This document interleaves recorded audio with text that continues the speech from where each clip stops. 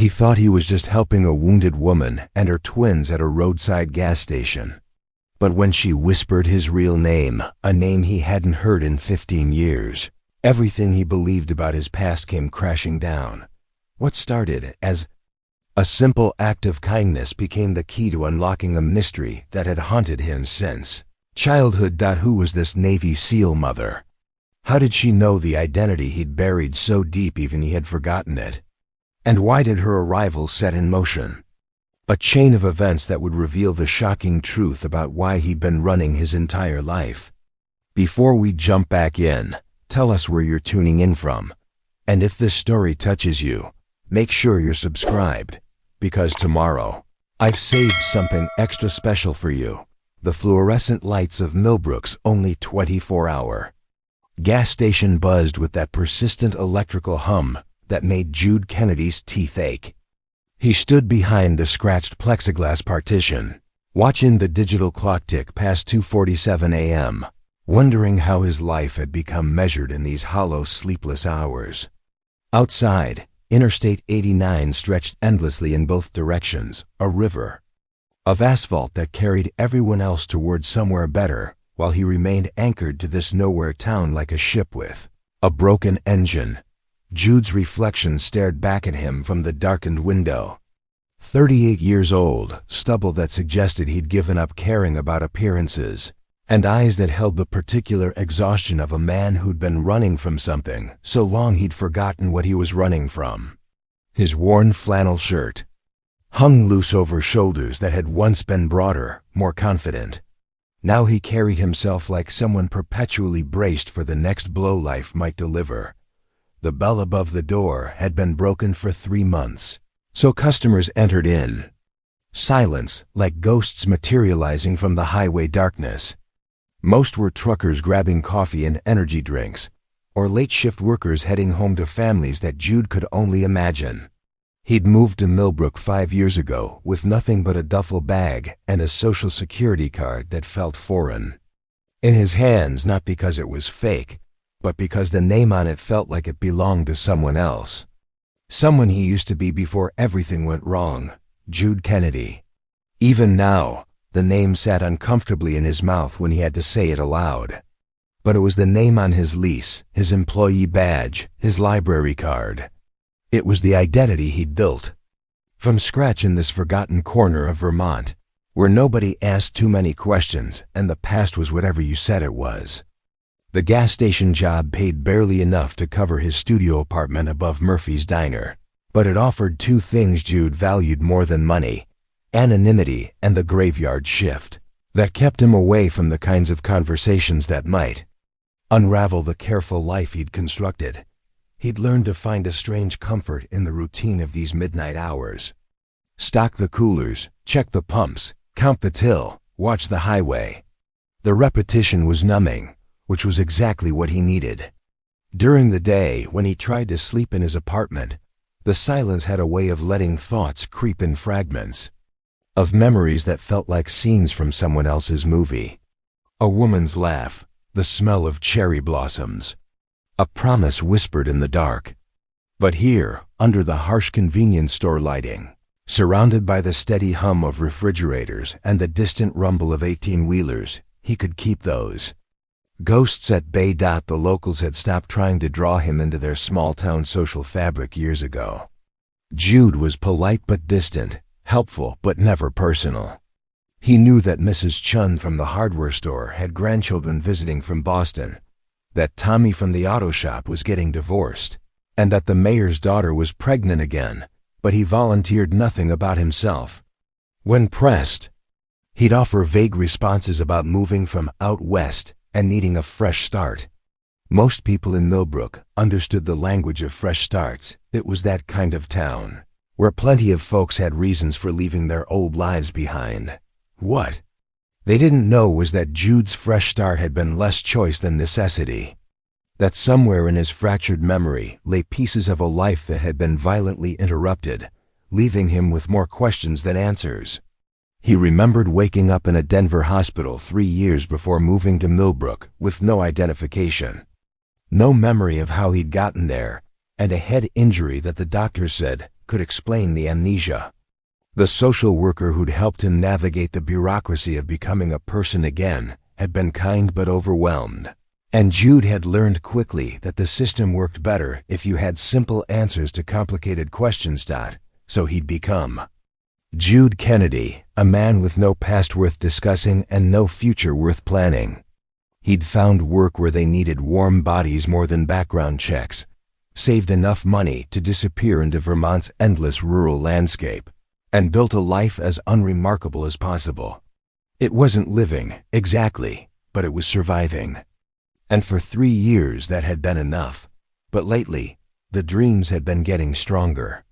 Fragments of conversations in languages he didn't remember learning. Faces that felt familiar but belonged to no one he could place. And always, the sense that he was supposed to be somewhere else, someone else. Sometimes he'd catch himself reaching for a phone to call someone whose number he didn't know, or turning toward a voice that existed only in his memory. Tonight felt different, though he couldn't say why. The highway seemed quieter than usual, the air thick with the kind of tension that preceded summer storms. Jude had restocked the coffee machine twice already, more from nervous energy than necessity. Something was coming, he could feel it in. The way you feel a change in pressure before the sky opens up. Whether it was good or bad, he couldn't tell. But after years of nothing happening, even the prospect of change felt both terrifying and oddly welcome. He glanced at the security monitor, showing the empty parking lot and the pump islands bathed in harsh white light. In a few hours, the morning shift would arrive, and he'd drive back to his apartment, pull the blackout curtains closed, and try to sleep through another day. It was a rhythm as predictable as breathing, and until tonight, that predictability had been his salvation. But as he watched the highway through the rain-streaked windows, Jude Kennedy had no idea that his carefully constructed anonymity was about to be shattered by 3 strangers who would force him to remember not just who he used to be, but who he was meant to become. The battered Honda Civic appeared out of the rain like something fleeing from a nightmare. Jude first noticed it because of how it moved, not the smooth cruise of highway travel, but the erratic weaving of someone fighting to stay conscious behind the wheel. The car's headlights swept across the gas station lot in an unsteady arc before lurching to a stop beside pump number 3, close enough to the building that Jude could see the spider web of cracks spreading across the passenger side window. For a moment, nothing happened. The engine ticked as it cooled, and steam rose from the hood in pale wisps that reminded Jude uncomfortably of smoke signals. Then the driver's door opened, and a woman practically fell out of the car, catching herself against the vehicle's frame with a sharp intake of breath that carried even through the convenience store's thick windows. Jude was already moving toward the door, before his conscious mind had decided to act. Something about the way she held herself, shoulders rigid with controlled pain, head turning in quick, precise sweeps to scan the surroundings, triggered an instinct he didn't know he possessed. This wasn't someone who'd simply had car trouble. This was someone in danger. The woman was tall, maybe 5'8", with the kind of lean muscle definition that spoke of serious physical training. Her dark hair was pulled back in a ponytail that had partially escaped whatever elastic had been. Holding it, and even in the harsh fluorescent light, Jude could see that her olive complexion was several shades too pale. She wore civilian clothes, jeans and a gray hoodie, but something about her posture screamed military. The way she moved with purpose despite obvious pain, the automatic threat assessment of her surroundings, the controlled breathing that suggested someone accustomed to functioning through physical trauma. It was her eyes that stopped Jude cold when she looked up at the approaching store entrance. They were dark brown, almost black in the artificial light, but it wasn't their color that made his breath catch. It was the expression in them, a mixture of desperation and fierce protectiveness that seemed to reach across the distance between them and grab him by the throat. In that split second of eye contact, Jude felt something shift inside his chest, like a key turning in a lock he'd forgotten existed. "Please," she said as he pushed open the glass door, and her voice carried the particular rasp of someone who'd been shouting or hadn't spoken in hours. "I need to use your phone. My cell's dead, and my car ... She gestured helplessly at the Honda, which Jude could now see was leaking fluid onto the asphalt. "We need help." "We?" Jude asked, already pulling his personal cell phone from his pocket. The gas station's landline had been disconnected months ago as a cost-cutting measure, but his manager didn't need to know he was using his own phone to help customers. Preparing and narrating this story took us a lot of time, so if you are enjoying it, subscribe to our channel. It means a lot to us. Now back to the story. The woman's eyes flicked back toward the car, and Jude followed her gaze. For the first time, he noticed movement in the back seat. Two small forms huddled together under what looked like a military-issue blanket. Even through the rain-streaked windows, he could see they were young, maybe 7 or 8 years old, and they were watching their mother with the kind of alert stillness that children develop when they've learned that being quiet might mean staying safe. "My twins," the woman said, and there was something in her voice that made Jude's chest tighten.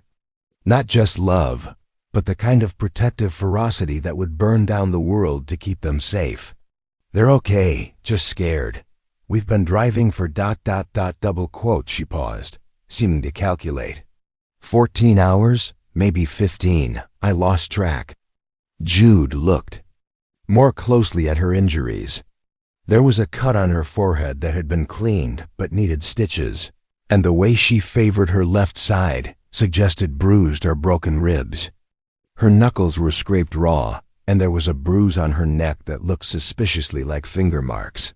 Someone had hurt her, recently and badly, but she was still standing, still functioning, still protecting her children. It was the kind of toughness that came from more than just physical training. "Who are you running from?" The question came out before Jude could stop it, and he immediately regretted the directness. But instead of shutting down or deflecting, the woman met his eyes with a look that seemed to see straight through him. "Someone who thinks he owns us," she said simply. "Someone who's wrong." There was steel in her voice now, the kind of quiet confidence that suggested she'd face down worse threats than whoever was chasing her. But beneath that steel, Jude could hear exhaustion, the particular bone-deep weariness that came from carrying too much weight for too long. "I'm Samantha," she said, extending a hand that trembled slightly despite her obvious efforts to control it. "Samantha Dean, and I know this is asking a lot, but do you have somewhere we could sit for a few minutes? The kids haven't eaten since yesterday, and I need to figure out our next move." Jude shook her hand, noting the calluses that confirmed his suspicions about military training, and the wedding ring that caught the light as she pulled away. "Jude," he said automatically. "Jude Kennedy. And yeah, of course, come inside. I've got coffee, and there's food if you're hungry." But as Samantha Dean turned to gather her children from the car, something nagged at the back of Jude's mind. The way she'd said his name, not like she was learning it for the first time, but like she was confirming something she already suspected.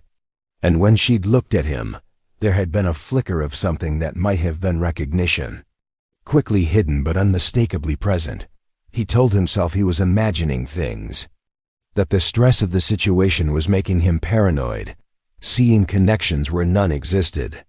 But as he watched Samantha help her twins out of the car, a boy and a girl who moved with the same alert caution as their mother, Jude couldn't shake the feeling that this encounter was less random than it appeared.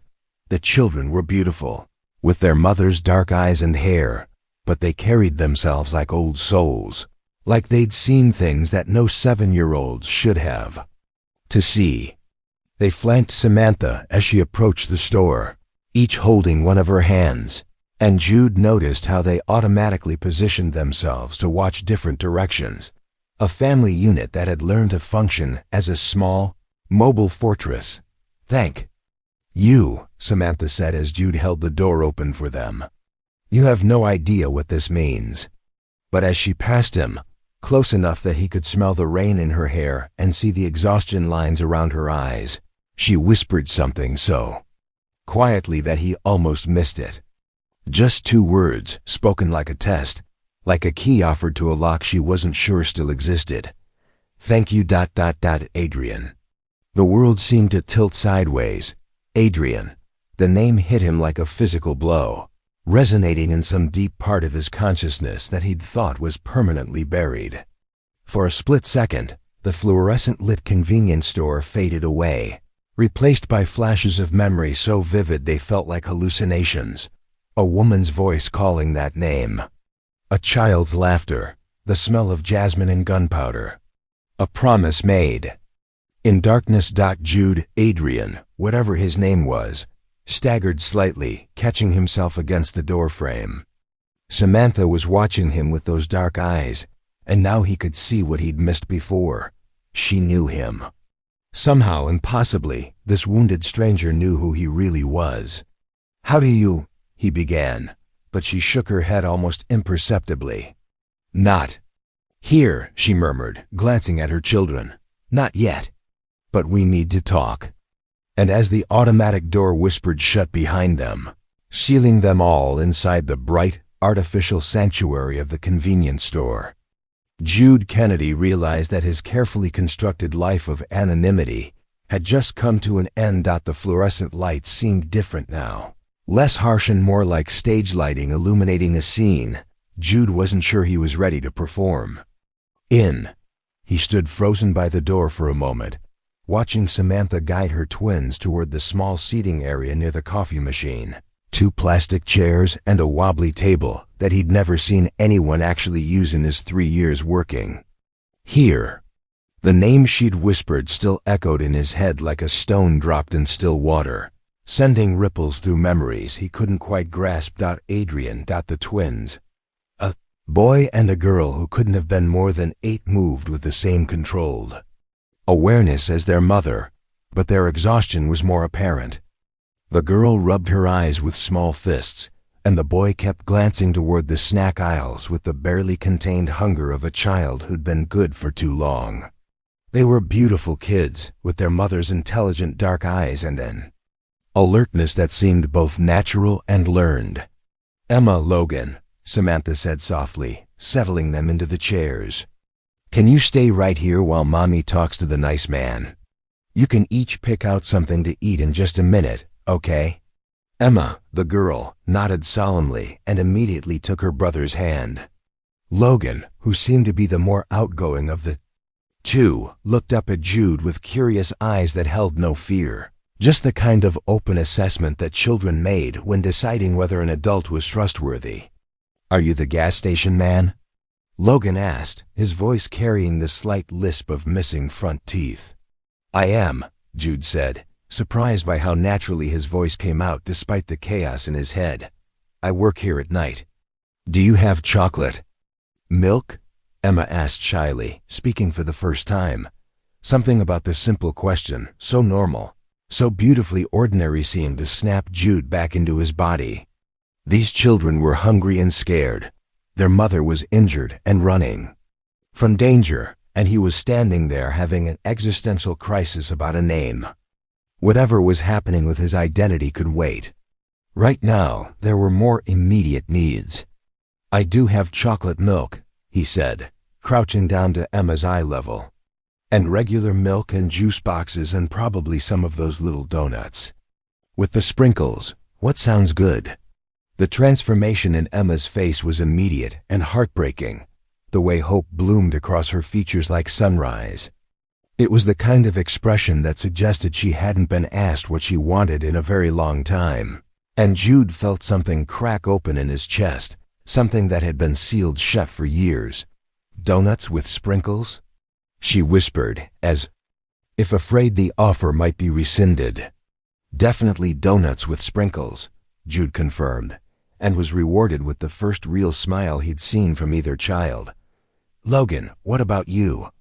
Can I have chocolate milk and donuts? Logan asked, then quickly added, please. You can have whatever you want, Jude said, and meant it. He stood and looked at Samantha, who was watching this interaction with an expression he couldn't quite read relief, maybe mixed with something that looked almost like recognition. "What about you? When's the last time you ate?" Samantha opened her mouth to deflect. He could see it in her posture, the automatic response of someone trained to put others' needs first. But then she seemed to consider her children and changed course. "Coffee would be amazing," she admitted. "And maybe something with protein. I need to keep my strength up." For the next 10 minutes, Jude found himself moving through the store with a purpose he hadn't felt in years. He heated up a breakfast sandwich for Samantha, gathered snacks for the kids, and made a fresh pot of coffee because the previous batch had been sitting too long. It was the kind of basic caretaking he'd forgotten he was capable of, and every small action seemed to wake up parts of himself that had been dormant.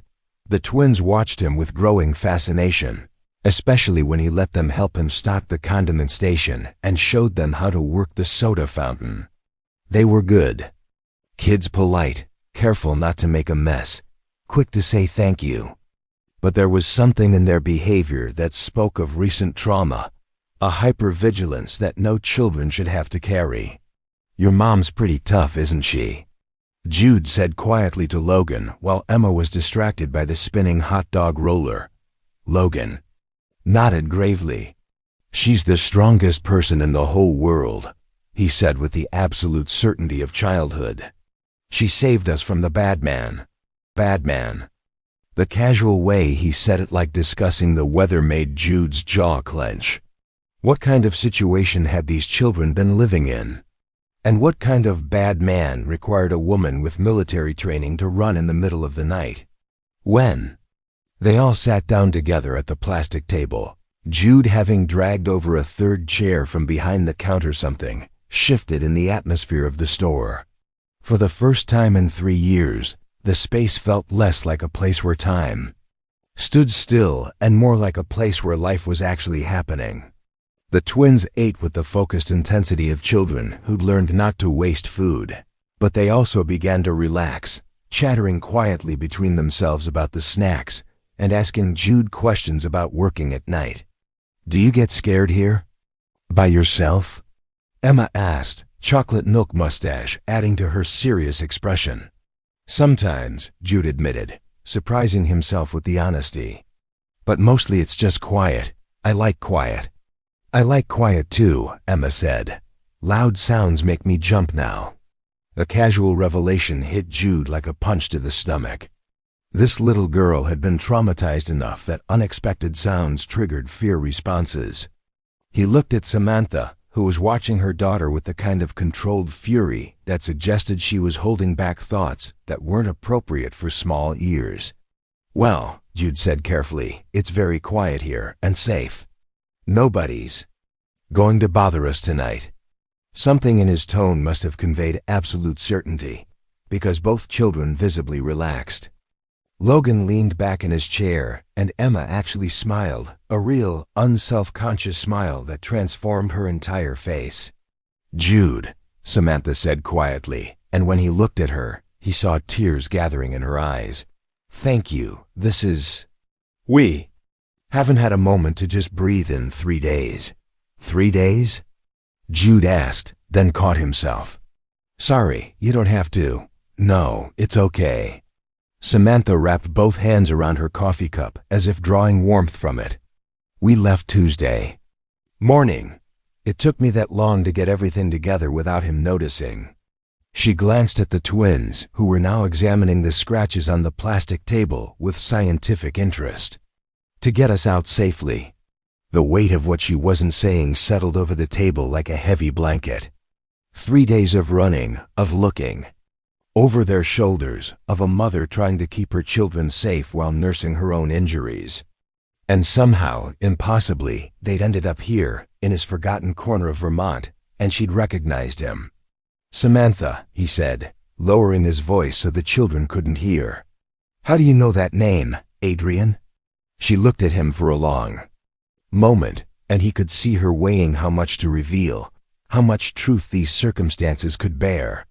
Finally, she reached into her pocket and pulled out a worn photograph. Keeping it low so the twins wouldn't see Dot, it was a picture of a younger version of himself, maybe 25, wearing military dress blues, standing next to a woman in a wedding dress. The man in the photo had the same features as Jude Kennedy, but his posture was different, more confident, and his eyes held none of the haunted uncertainty that Jude saw in mirrors. This man looked like someone who knew exactly who he was and where he belonged. "Her name was Rebecca," Samantha said quietly, "and you were her big brother. You disappeared 8 years ago after—" She paused, glancing at the children. "After something terrible happened. We've been looking for you ever since." The photograph trembled in Jude's hands as fragments of memory began to surface, not complete scenes, but impressions, feelings. The ghost of a woman's laughter and the weight of responsibility for someone he'd loved more than his own life. His sister. He'd had a sister named Rebecca, and something had happened to her. Something so devastating that he'd lost himself completely. "Is she?" he started to ask, but Samantha shook her head. "Not here," she whispered, glancing meaningfully at Emma and Logan, who were now building a small fortress out of napkins and sugar packets. "But yes, she's waiting for you. She's been waiting for 8 years." And for the first time since waking up in that Denver hospital, Jude Kennedy Adrian felt something that wasn't numbness or confusion or the dull ache of surviving. He felt hope, terrifying and brilliant, rushing through his veins like electricity. Returning to a dead circuit, he wasn't just a man running from a forgotten past. He was someone's brother. Someone who was missed, searched for, loved enough that strangers would recognize him in a gas station in the middle of nowhere. The fluorescent lights hummed overhead, but now they sounded less like static and more like a welcome home. Over the next hour, as the twins slowly succumbed to exhaustion and curled up together on the small bench near the magazine rack, Adrian, he was beginning to think of himself by that name again, learned that his life was far more complicated than a simple case of amnesia and identity loss. Samantha spoke in careful whispers, her eyes constantly monitoring her sleeping children while she revealed a web of connections that stretched back years before his disappearance. "Rebecca married my unit commander," Samantha explained, cradling her third cup of coffee like a lifeline. "Captain Marcus Thorne. I was her maid of honor, actually. That's how I knew about you." She talked about her big brother constantly. How you'd practically raised her after your parents died. How you'd given up your own military career to make sure she could go to college. Adrian felt another piece slide into place, though the picture it created was still frustratingly incomplete. He could almost see it, a younger version of himself, maybe 19 or 20, working multiple jobs to keep his teenage sister in school. The sense of responsibility felt familiar, like muscle memory, but the specific memories remained maddeningly out of reach. "What happened to Marcus?" Adrian asked, though something in Samantha's expression suggested he might not want to know the answer. Samantha's jaw tightened, and she glanced toward her children to ensure they were truly asleep. "He changed," she said simply. "The man Rebecca married was a good soldier, a good leader. But after he was promoted to colonel, after he got assigned to certain classified operations, something shifted. He became controlling, paranoid. Started seeing threats everywhere, including in his own family." The way she said it, with the careful precision of someone choosing words that wouldn't technically constitute treason, told Adrian that Marcus Thorne's problems went far beyond typical marital issues. This was about someone in a position of power who'd lost the ability to distinguish between national security and personal control. "Rebecca tried to leave him twice," Samantha continued. "The first time, he used his connections to have her declared mentally unstable, said the stress of military life had affected her judgment. Got her a mandatory psychiatric hold that kept her locked up for 72 hours while he regained custody of her for her own protection." Adrian's hands clenched involuntarily. The protective rage that swept through him felt both foreign and familiar, Like rediscovering a weapon he'd forgotten he knew how to use. And the second time, that's when you disappeared. Samantha's voice dropped even lower. Rebecca called you terrified, said Marcus had threatened to have her committed permanently if she tried to leave again. You drove down from Boston, you. We're working construction there, I think, and the two of you were planning her escape route when something went wrong. Wrong how? Samantha hesitated, and Adrian could see her weighing how much truth he could handle in his current state. There was an explosion at Rebecca's house. Gas leak, they said, though the investigation was suspiciously brief. You were both supposed to be inside, but when the first responders arrived, they only found you. Unconscious, badly injured, but alive, Rebecca was gone. The words hit Adrian like physical blows. He could almost feel it, the heat, the confusion, the desperate need to find his sister in the chaos. But the memories remained frustratingly elusive, like trying to grab smoke with his bare hands. Marcus claimed she was killed in the explosion, Samantha said. Closed casket funeral, very emotional, very convincing. But Rebecca had taught me some of her emergency protocols codes we'd worked out during her first escape attempt. 3 days after the funeral, I got a message using those codes. She was alive, but she needed help staying that way. Where is she now? Adrian asked, though part of him was afraid to hear the answer.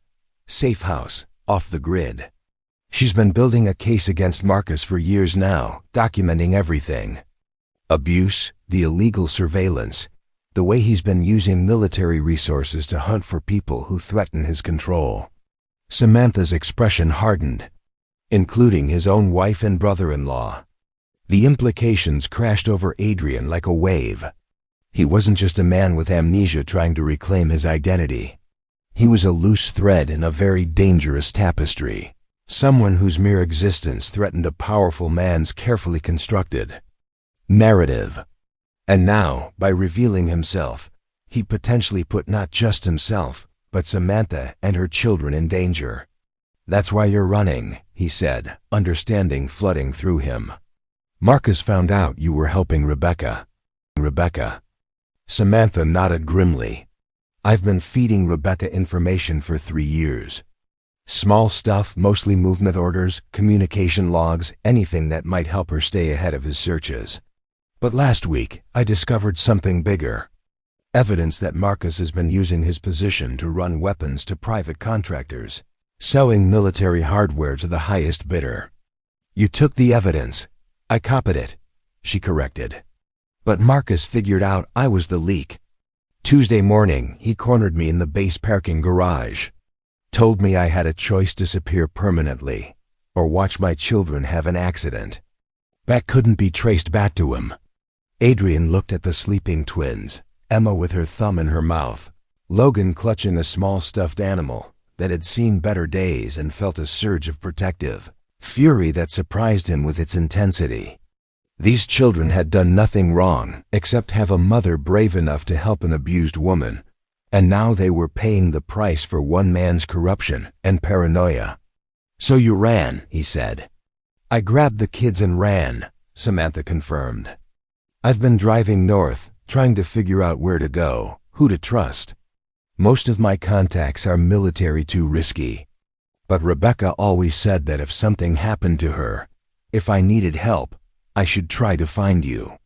She gave me some of the places you'd talked about, locations that might draw you if you were trying to disappear. Vermont wasn't on that list. Adrian guessed. Samantha smiled ruefully. No, but when I saw the road sign for Millbrook, something clicked. Rebecca used to talk about how you'd always wanted to live somewhere quiet, somewhere you could hear yourself think. This seemed like exactly the kind of place you'd choose. And you just happened to have car trouble at my gas station? The car trouble was real, Samantha said. But when I saw you through the window ... She shook her head. You look different, thinner, more guarded, but you have the same way of moving, the same expression when you're thinking. Rebecca showed me enough pictures that I was pretty sure, but when you helped us without asking questions, the way you interacted with the kids ... I knew. Adrian absorbed this information, trying to reconcile the man Samantha described with the hollow person he'd been for the past 8 years. Someone who'd raised his sister, who'd dropped everything to help her escape an abusive marriage, who'd apparently been willing to die to protect her. That person felt both completely foreign and deeply familiar, like looking at his reflection in water that wouldn't quite hold still. "There's something else," Samantha said, and her tone suggested this was the part she'd been dreading. "Marcus isn't just looking for Rebecca anymore. He's actively hunting for you. He knows you survived the explosion, knows you're out there, somewhere with whatever memories you might have recovered. And now that he's discovered I've been helping Rebecca, he'll assume I'm trying to contact you." "Meaning he'll be looking for all of us," Adrian said. "Meaning we need to be very careful about our next moves," Samantha agreed. "Because if he finds us before we can get this evidence to the right people, before we can expose what he's been doing." She trailed off, but the implication hung heavy in the air. Adrian looked around the gas station that had been his refuge for 3 years. The security cameras that didn't quite cover all the angles. The location that was remote enough to provide anonymity, but also isolated enough to be vulnerable. For the first time, his carefully chosen hideout felt less like sanctuary and more like a trap. "How long do you think we have?" he asked. Samantha checked her watch. "He'll have noticed we're missing by now. Started tracking our movements. If he's as good as I think he is, and if he's really focused on finding you, double quote, she met his eyes. Maybe 12 hours before he narrows down our location. Less if we're unlucky." Adrian felt the weight of decision settling on his shoulders, the same weight he'd apparently carried 8 years ago when he'd chosen to help his sister, the same weight that had led him to this moment of reckoning. He could try to disappear again, help Samantha and the twins get somewhere safe, and then vanish back into anonymity. Or he could finally face the truth about who he'd been, who he was meant to be, and what that meant for the people who needed his help. Looking at the sleeping children, at their mother's exhausted but determined face, Adrian realized that the choice had already been made the moment he decided to help them. He was done running from himself. "Then we need to move fast," he said, "and we need to get you to Rebecca." The first sign of trouble came disguised as routine. Adrian was helping Samantha gather the twins' few belongings when a pair of headlights swept across the gas station lot, moving too slowly for normal highway traffic. The black SUV that pulled up to pump number 2 looked like every other government vehicle Adrian had ever seen, clean, unremarkable, and filled with people who wore their authority like expensive cologne. "Get down," Samantha whispered, immediately dropping below the window line.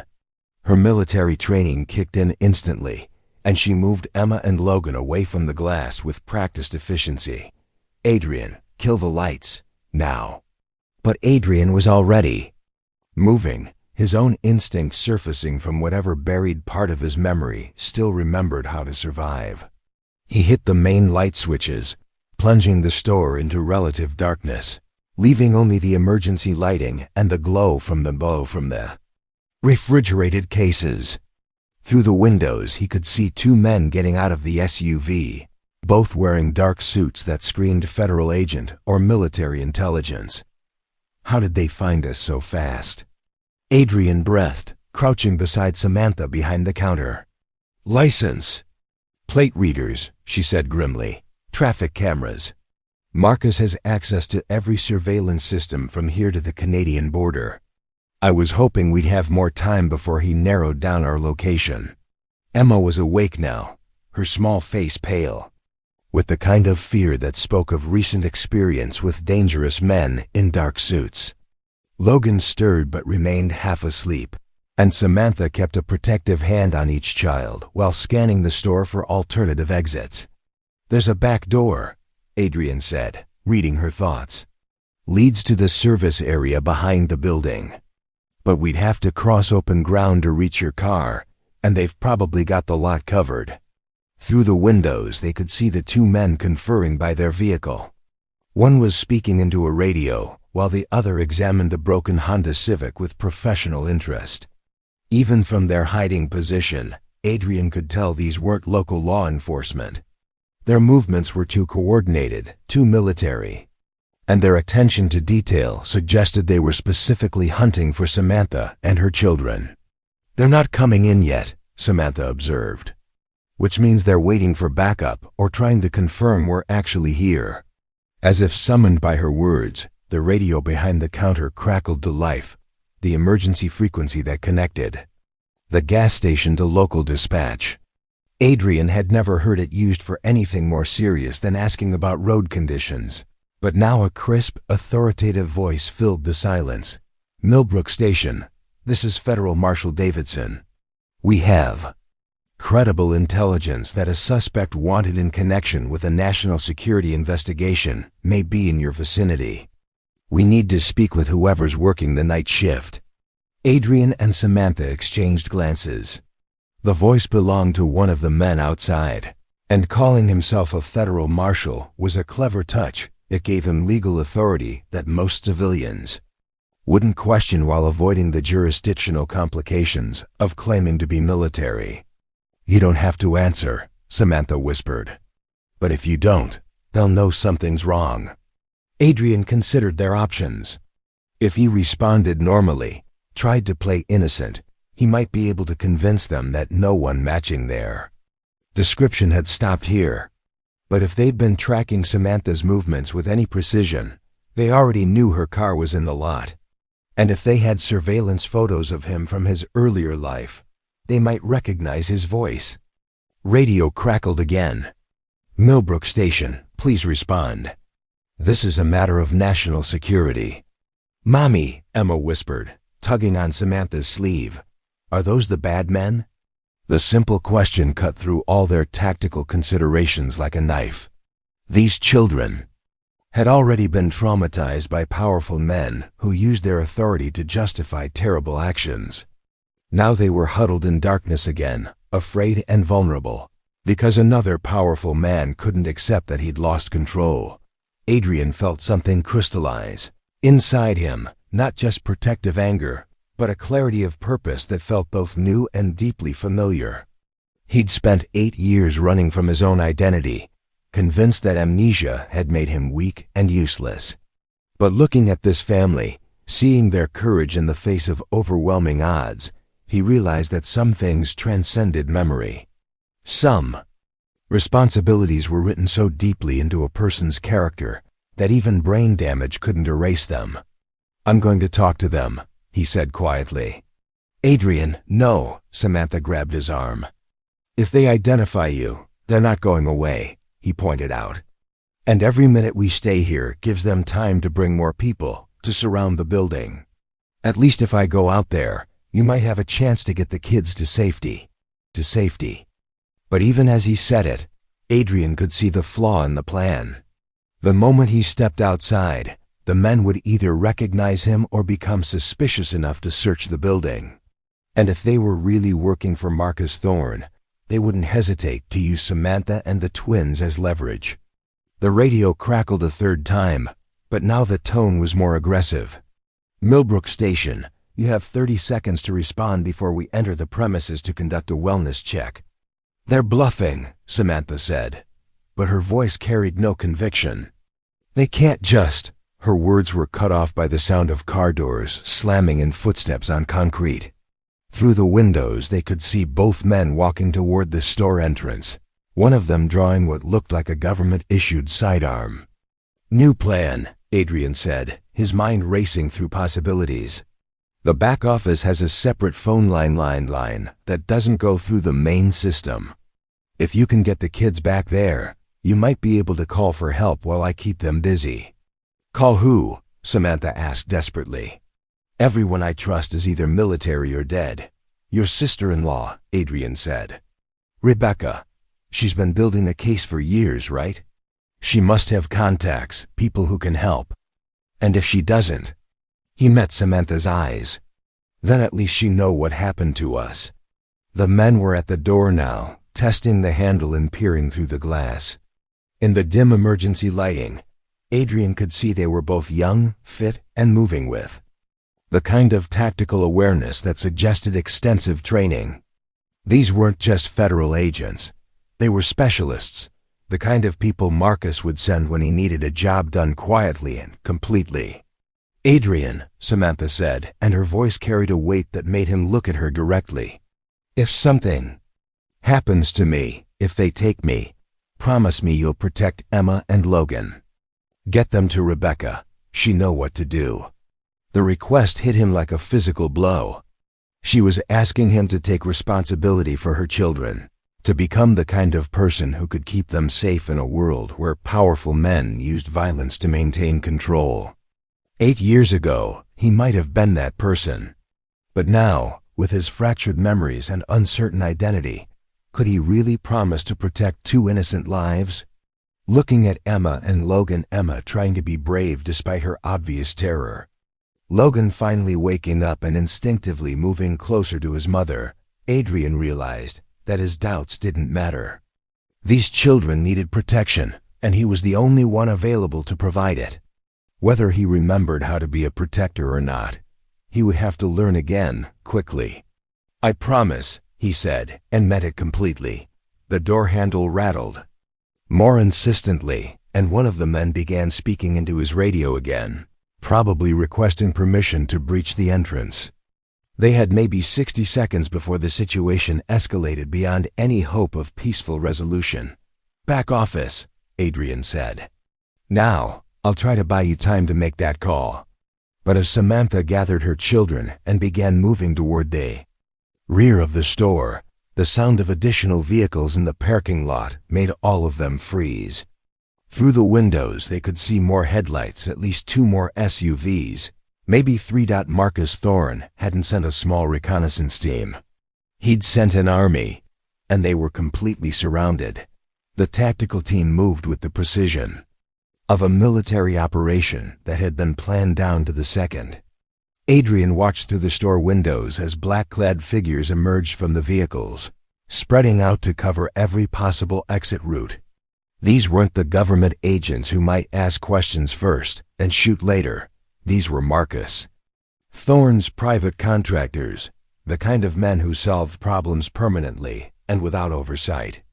8 of them, Samantha whispered from behind the counter, her voice carrying the hollow tone of someone calculating impossible odds. Maybe more. Full tactical gear, night vision, communications. She looked at her children, both now wide awake and clinging to each other with the silent terror of those who had learned that safety was always temporary. "We can't fight our way out of this." The front door's lock mechanism suddenly clicked, followed by the soft pneumatic hiss of the automatic door opening. No one had used a key or broken the glass. Someone had simply overridden the electronic systems remotely, demonstrating the kind of technical capability that turned a simple gas station into a high-tech prison. "Adrian Blackwood," a voice called from the entrance, calm and professional. "We know you're in here. We also know you're harboring Petty Officer Dean and her children.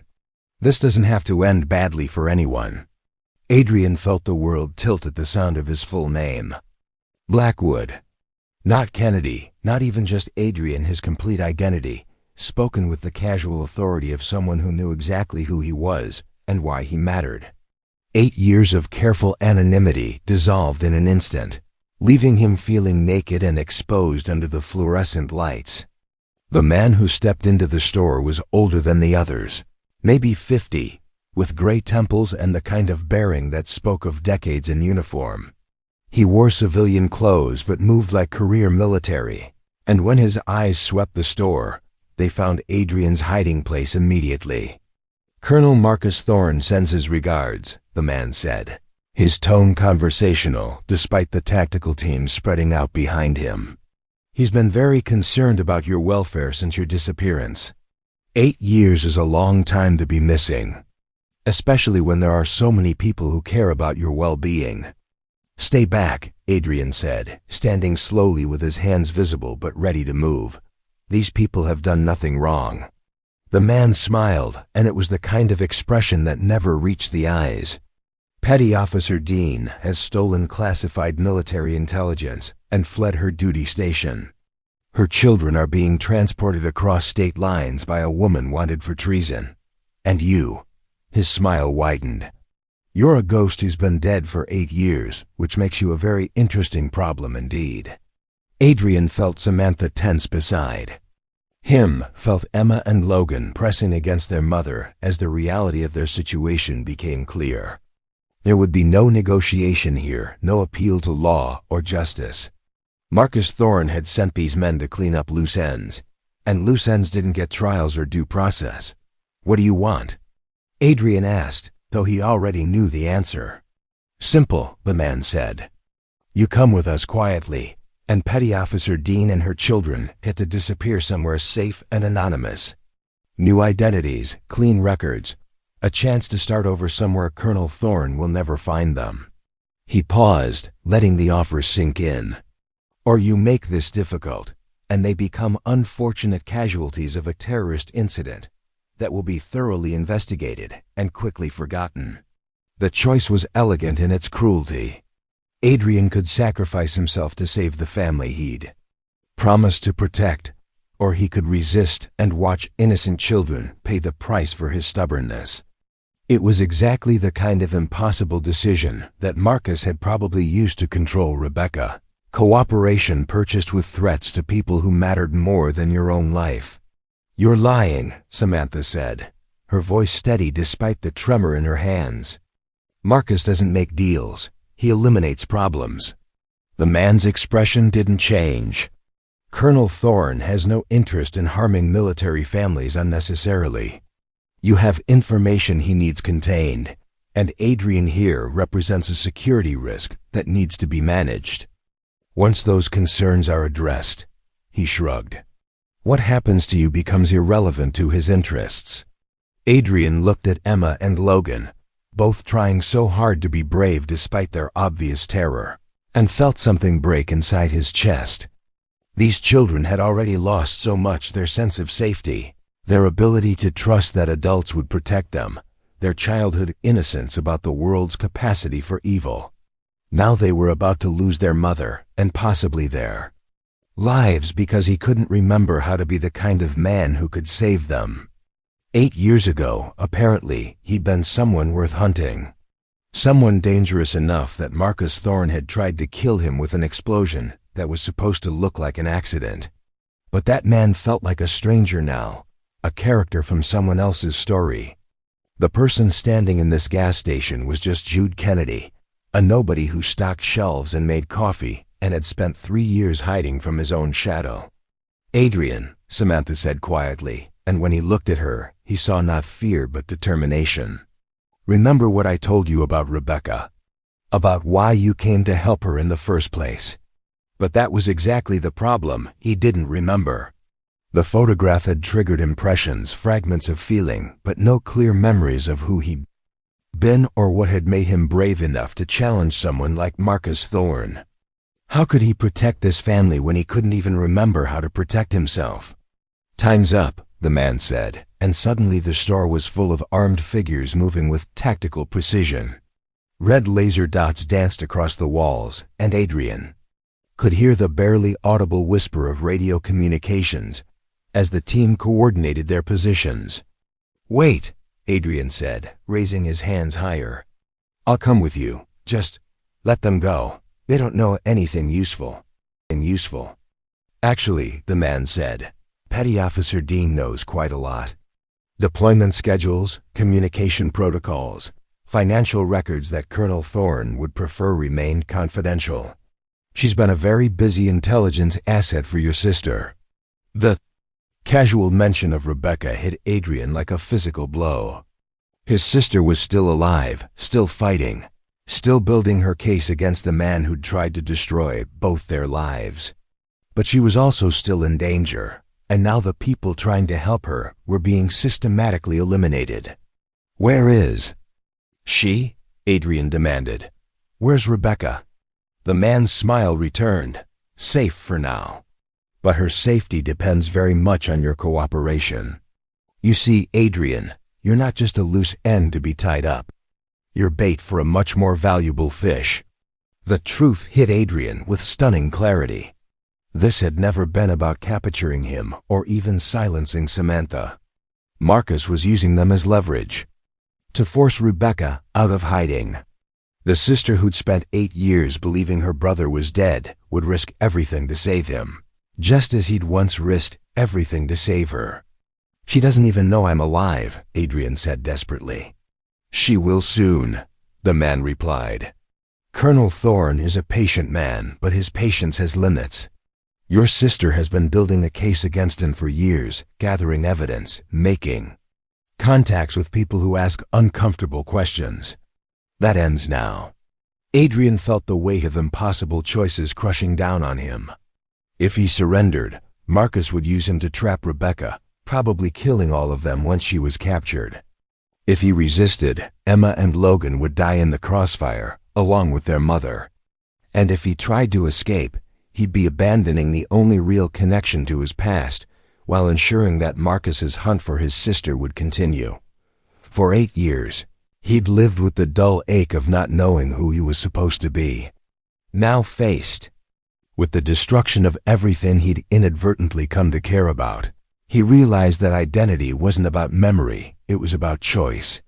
Who you chose to protect, what you chose to fight for, how you chose to face the darkness when it came for the people you loved.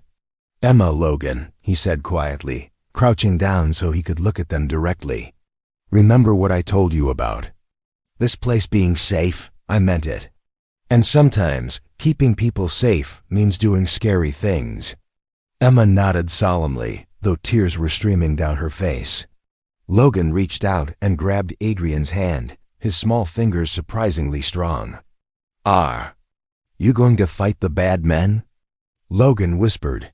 Adrian looked at the tactical team surrounding them, at the professional killers who'd reduced his life to a simple equation of leverage and elimination.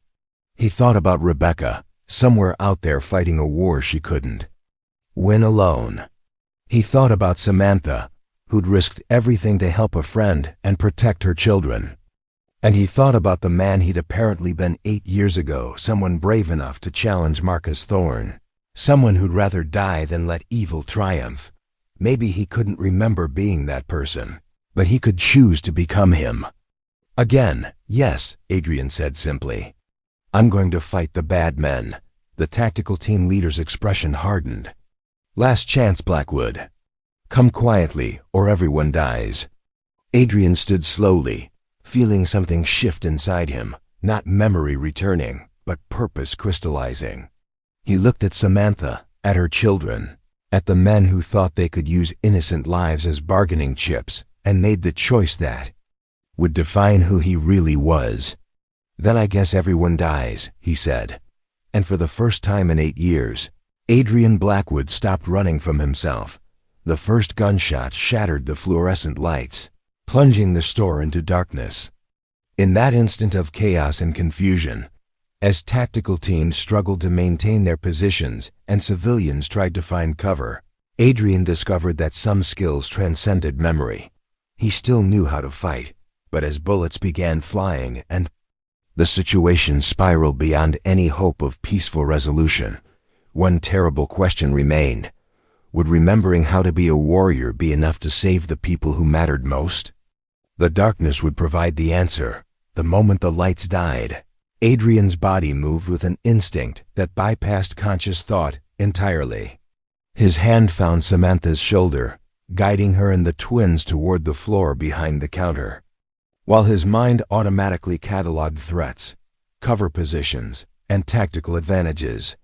The muscle memory was still there, buried beneath 8 years of amnesia, but surfacing now like air bubbles rising from deep water. "Stay low, move toward the back office," he whispered, his voice carrying an authority that surprised even him. "There's a reinforced door back there, steel frame, good locks. Get inside and barricade it." "What about you?" Samantha asked, but Adrian was already moving, using the maze of store aisles to put distance between himself and the tactical team while they struggled to adapt to the sudden darkness. The emergency lighting cast everything in red shadows, turning the familiar convenience store into an alien landscape of sharp angles and uncertain depths. Adrian could hear boots on linoleum, the whispered commands of men trying to coordinate without revealing their positions, the subtle click of weapons being readied for close-quarters combat. 8 against 1 were impossible odds, but Adrian had one advantage they didn't expect. He knew this building better than they did. 3 years of midnight shifts had taught him every creaking floorboard, every blind spot in the security camera coverage, every structural weakness in the aging building. More importantly, he knew where the circuit breakers were located, where the propane tanks for the outdoor grills were stored, and which walls were load-bearing and which were just decorative partitions. The first tactical mistake the team made was assuming they were hunting a desperate civilian. When Adrian's elbow connected with the temple of the man moving down aisle 3, dropping him silently to the floor, the entire dynamic of the engagement shifted. Suddenly they weren't dealing with a helpless victim.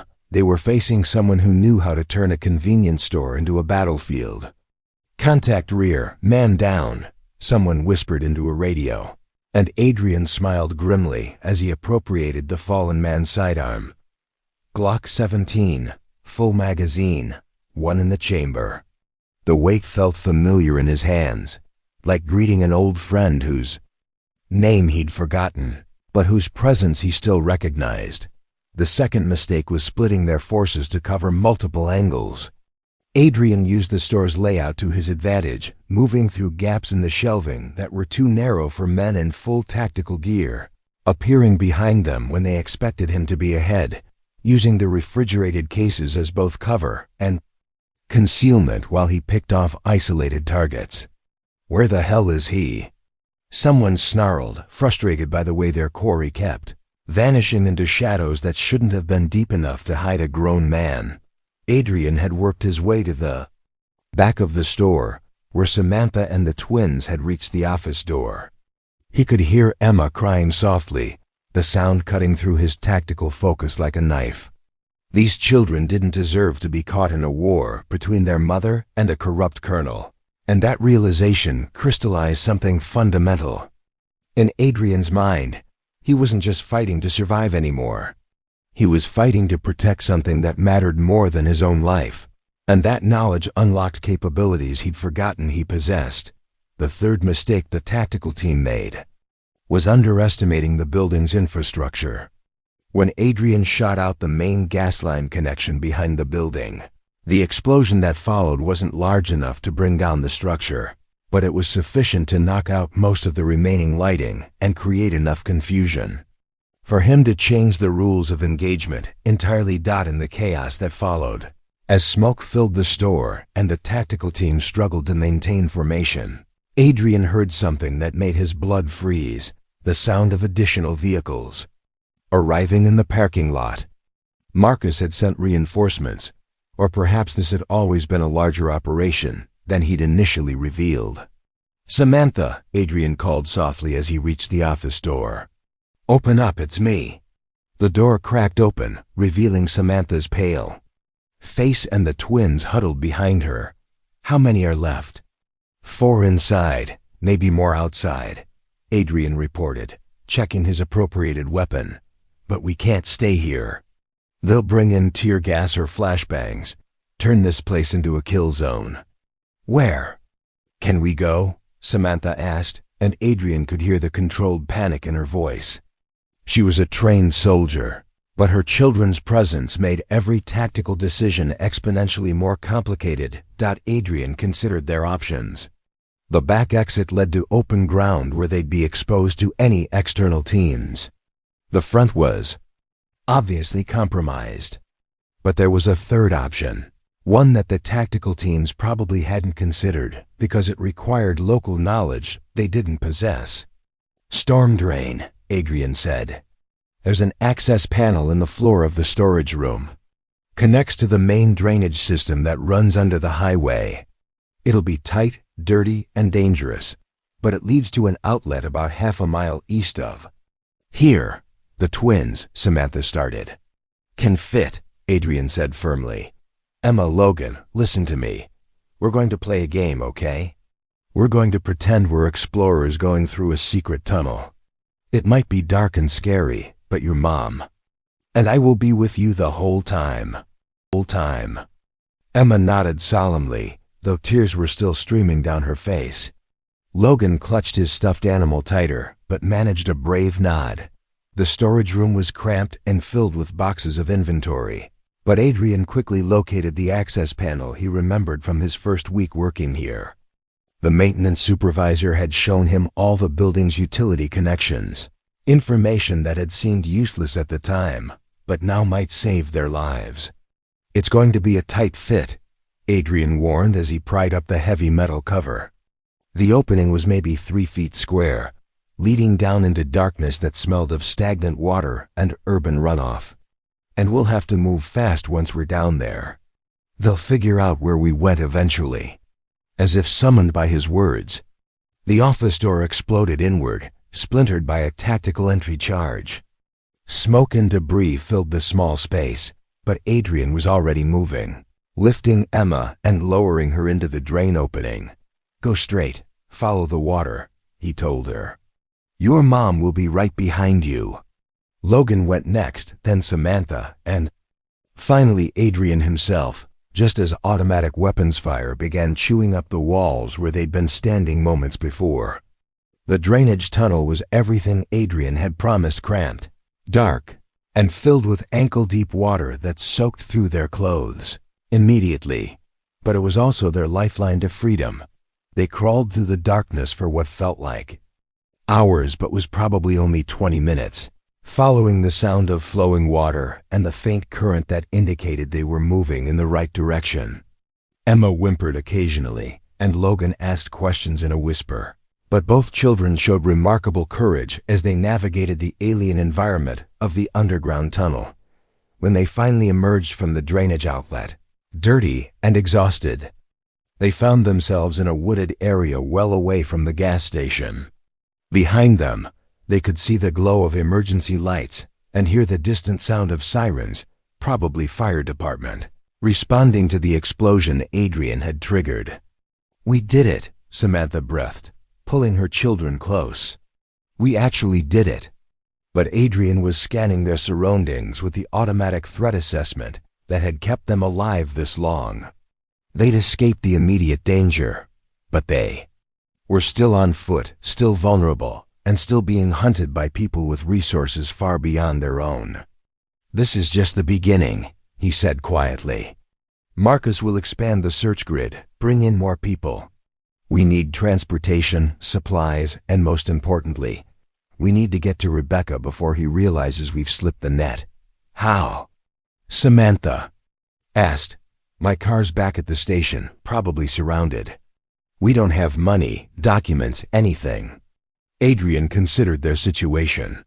They were 3 adults and 2 children, on foot in rural Vermont, being hunted by what amounted to a private army with access to military resources. By any rational measure, their situation was hopeless. But as he looked at Emma and Logan, dirty, scared, but still alive and still trusting the adults around them to keep them safe, Adrian felt something he hadn't experienced in 8 years. Not just determination, but absolute certainty about who he was and what he was capable of. There's a truck stop about 5 miles east of here, he said. 24-hour operation, lots of traffic, plenty of places to blend in. If we can get there, I can figure out our next move. And then? Adrian thought about his sister somewhere, out there fighting her own war against Marcus Thorne. About the evidence Samantha carried that could finally expose the corruption that had destroyed so many lives.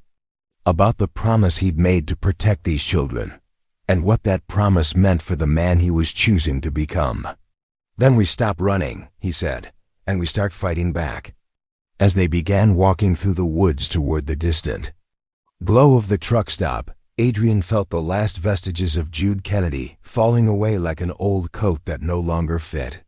He might not remember everything about who Adrian Blackwood had been, but he understood now who Adrian Blackwood needed to be. Someone who didn't abandon people who needed help. Someone who kept promises, especially the ones made to children. Someone who understood that courage wasn't the absence of fear, it was the decision to do what was right despite the fear. Behind them, the gas station burned against the night sky like a funeral pyre for the man he used to be. Ahead lay uncertainty, danger, and the kind of fight that could get them all killed. But for the first time in 8 years, Adrian Blackwood knew exactly where he was going. He was going home. The truck stop at Pine Ridge Junction looked like every other highway oasis in America, a sprawling complex of fuel pumps, fast food restaurants, and a convenience store that stayed open all night for the endless stream of long-haul drivers crossing the continent.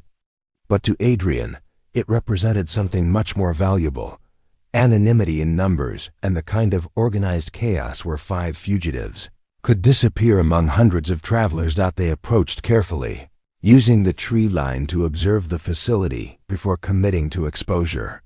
Adrian counted at least 40 vehicles in the parking areas, from 18-wheelers to family RVs, with a steady flow of people moving between the buildings. More importantly, he didn't see any of the black SUVs or tactical teams that had surrounded the gas station. "We need clothes, food, and a way to contact Rebecca," Adrian said, mentally cataloging their priorities. "And we need to do it without leaving a digital trail that Marcus can follow."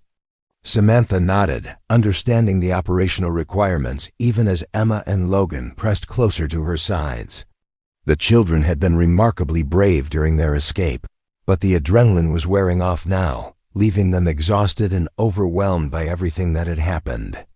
There, Samantha pointed to a family coming out of the main building, parents with 2 children roughly the same age as Emma and Logan. "If we can blend in with other families.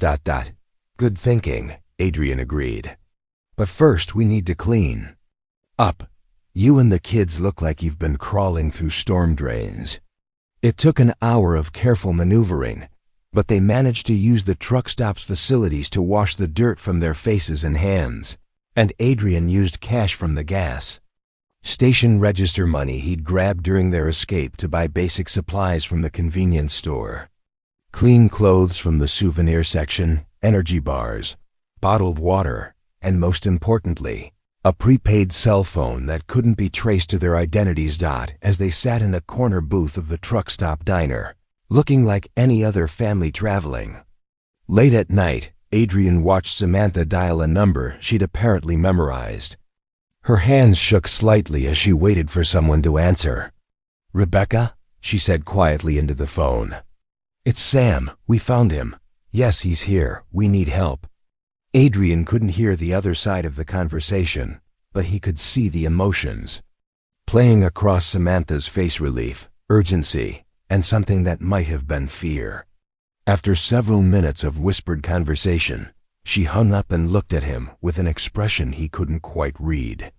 "She wants to talk to you," Samantha said. "But Adrian, there are things you need to know first. Things about what really happened 8 years ago." "What kind of things?"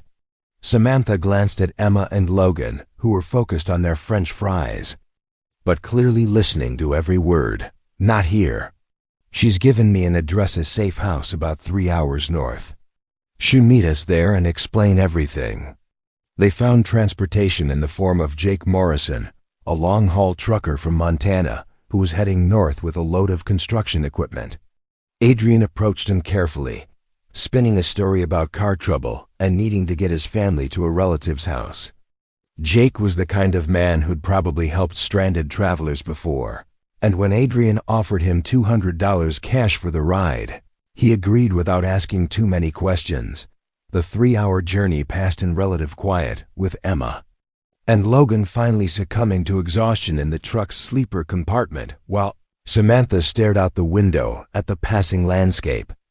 Adrian found himself studying her profile, wondering about the woman who'd risked everything to help his sister, who'd recognized him after 8 years of anonymity, who'd trusted him to protect her children.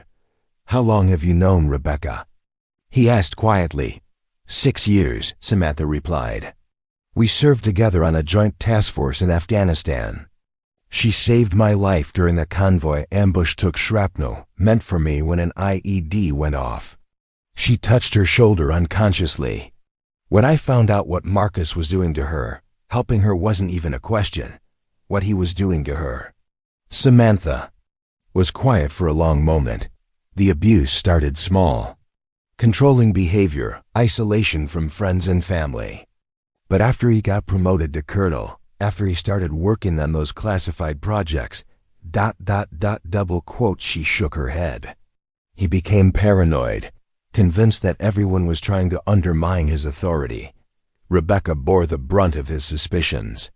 The safe house turned out to be a converted hunting lodge deep in the Green Mountains, accessible only by a dirt road that wound through dense forest. Jake dropped them at the turnoff with a cheerful wave, apparently satisfied that he'd done his good deed for the day. As his truck disappeared back toward the highway, Adrian felt the weight of isolation settling over them again. The lodge was dark, except for a single light in one window, but as they approached the front door, it opened to reveal a woman Adrian recognized instantly despite the 8 years that had passed. Rebecca was older now, her auburn hair shorter and streaked with premature gray, but her green eyes were exactly as he remembered them, intelligent, determined, and filled with an affection that made his chest tighten. "Adrian," she said, and her voice broke on his name. "Oh God, I thought you were dead." The embrace that followed was tentative at first, as if both of them were afraid the other might disappear. But then Rebecca's arms tightened around him, and Adrian felt a flood of emotion that threatened to overwhelm his carefully maintained composure. This was his sister, the person he'd apparently loved enough to risk everything for, and she was real and alive and safe. "I'm sorry," he said, not sure what exactly he was apologizing for, but knowing that he needed to say it. "I'm sorry I couldn't. Remember, sorry I disappeared. Sorry I left you to fight him alone. You didn't leave me," Rebecca said fiercely. "You saved me. What you did 8 years ago, the sacrifice you made, it gave me the time I needed to build a case against Marcus." She led them inside the lodge, where a fire crackled in the stone fireplace and the smell of coffee filled the air. Emma and Logan were wide-eyed at the rustic surroundings, but they stayed close to their mother as Rebecca settled them all in the living room. "Before I explain what really happened," Rebecca said, "you need to understand what Marcus has become. The man I married was ambitious and driven, but he had principles. The man he is now... She shook her head. "He's been selling weapons and intelligence to private contractors for years, using his position to funnel military resources to mercenary groups, dictators, anyone willing to pay his price." "How much are we talking about?" Adrian asked. "Hundreds of millions of dollars," Rebecca replied. "Enough to fund his own private army, enough to buy protection from prosecution, enough to make him effectively untouchable within the system." Samantha leaned forward. "That's why the evidence I took is so important. Financial records, communication, logs, shipping manifests, everything needed to prove the scope of his operation. But it's also why he's so desperate to eliminate anyone who threatens his security," Rebecca continued. "When I first tried to leave him, when I started gathering evidence, he realized that I represented an existential threat to everything he'd built." Adrian felt pieces of the puzzle clicking into place.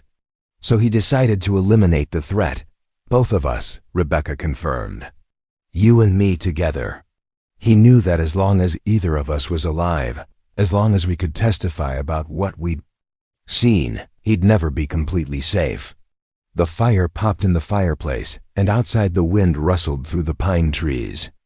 Emma had fallen asleep against her mother's side, and Logan was fighting to keep his eyes open, despite his obvious fascination with the story unfolding around him. "Tell me about the explosion," Adrian said quietly. Rebecca's expression grew distant, and when she spoke, her voice carried the weight of 8 years of guilt and grief. "We were supposed to meet at my house that night. You'd driven down from Boston, and we'd planned my escape route down to the last detail. But Marcus came home early from what was supposed to be a week-long training exercise. He knew, Adrian said. He'd been monitoring my communications, tracking my movements. He knew about the escape plan, knew you were coming. Rebecca's hands clenched in her lap. When you arrived, he was waiting. Adrian could feel something stirring in the depths of his memory, not clear images, but impressions of danger, of walking into a trap he should have seen coming. The explosion wasn't an accident, Rebecca continued. Marcus had rigged the house with enough explosive to level the entire structure. His plan was simple: kill both of us, claim we died in a tragic gas leak, and use our deaths to cement his position as the grieving widower and brother-in-law. But something went wrong, Samantha said. I got a phone call just before you arrived, Rebecca told Adrian. A neighbor reporting suspicious activity around the house. I tried to warn you, tried to tell you not to come inside, but she trailed off, and Adrian found himself leaning forward, desperate to hear the rest. But I came anyway, he said. You came anyway, Rebecca confirmed. Because that's who you are. You've never been able to walk away from someone who needed help, even when helping meant putting yourself in danger. The memory surfaced suddenly, unbidden, walking up to Rebecca's front door, seeing her silhouette in the window, the moment of recognition that something was terribly wrong. And then, I pushed you out the back door, Adrian said, the words coming from somewhere deep in his subconscious. Just before the explosion, I grabbed you and threw you out the kitchen window. Rebecca nodded, tears streaming down her face. You saved my life, but the blast caught you before you could follow. When I regained consciousness, the house was gone, and you were buried under debris, barely breathing. Why didn't Marcus finish the job? Adrian asked. If I was unconscious, injured. Because he thought you were going to die anyway, Rebecca said. Head trauma, internal bleeding, third-degree burns. The doctor said you probably wouldn't survive the night. And even if you did, the brain damage would be so severe that you'd never be a threat to anyone. The pieces of his lost life were falling into place now, creating a picture that was both heartbreaking and enlightening. He hadn't just lost his memory in some random accident. He'd been targeted for assassination by a corrupt military officer who couldn't afford to let him live. But you did survive, Rebecca continued. And when you disappeared from the hospital, 3 weeks later, Marcus assumed you'd died somewhere and the body hadn't been found. He even held a memorial service, played the grieving brother-in-law perfectly. Well, you went into hiding, Adrian said. While I spent 8 years building an airtight case against him, Rebecca corrected. Gathering evidence, making contacts with journalists and federal investigators who couldn't be bought, waiting for the right moment to strike. Samantha shifted Emma's sleeping form and looked at both siblings. And now we have that moment. The evidence I took, combined with Rebecca's documentation, is enough to destroy him completely. If we can get it to the right people, Rebecca said. If we can stay alive long enough to testify. Adrian stood and walked to the window, looking out at the forest that surrounded the lodge. Somewhere out there, Marcus Thorne was coordinating a manhunt that would eventually lead to this place. The man who'd tried to kill him 8 years ago wouldn't hesitate to finish the job now, especially with so much at stake. But looking back at the room at his sister, who'd spent 8 years fighting for justice, at Samantha, who'd risked everything to protect her children, at Emma and Logan, who deserved to grow up in a world where powerful men couldn't use violence to silence the truth, Adrian felt something he hadn't experienced since waking up in that Denver hospital: purpose, not just the desire to survive, but the understanding of what survival was supposed to accomplish. Rebecca, he said, turning back to face her. What you said about me never being able to walk away from someone who needed help ... Yes, I think I finally understand what that means. He looked at Samantha and her sleeping children. We're not just running anymore. We're going to expose Marcus, end his operation, and make sure he can never hurt anyone else. Rebecca smiled through her tears. You really are back, aren't you? I'm back, Adrian confirmed. And this time, we're going to finish what we started 8 years ago. Outside, the wind continued to rustle through the pine trees, but now it sounded less like a warning and more like applause. The morning light filtering through the lodges, windows found them still gathered around the fireplace, though the emotional landscape had shifted dramatically overnight. Emma and Logan had awakened to find themselves in a place that felt genuinely safe for the first time in days, and their natural resilience was already beginning to assert itself.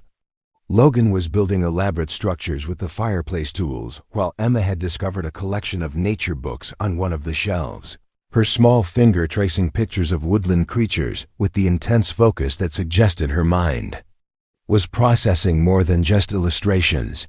Adrian sat across from Rebecca at the kitchen table, both of them nursing coffee that had gone cold hours ago while they filled in 8 years of missing pieces. The conversation moved in careful circles around the deeper wounds, but with each shared memory and explained absence, Adrian felt more of himself returning, not the fragmented recollections of amnesia, but the solid foundation of who he had always been beneath the confusion. You used to make me pancakes every Saturday morning, Rebecca said, smiling at a memory that felt both distant and immediate. Terrible pancakes, actually. You'd always burn the first batch and then overcompensate by undercooking the second. But you ate them anyway, Adrian said, and was surprised to discover that he could almost taste the memory syrup and burnt edges and the satisfaction of taking care of someone who mattered more than his own comfort. I ate them anyway, Rebecca confirmed. Because you were 19 years old, working 2 jobs to keep us fed, and still getting up early on your only day off to make breakfast. Her expression grew serious. That's who you've always been, Adrian. The person who puts other people's needs ahead of your own safety. Adrian glanced toward the living room, where Samantha was helping Logan construct what appeared to be a fortress while Emma read quietly nearby.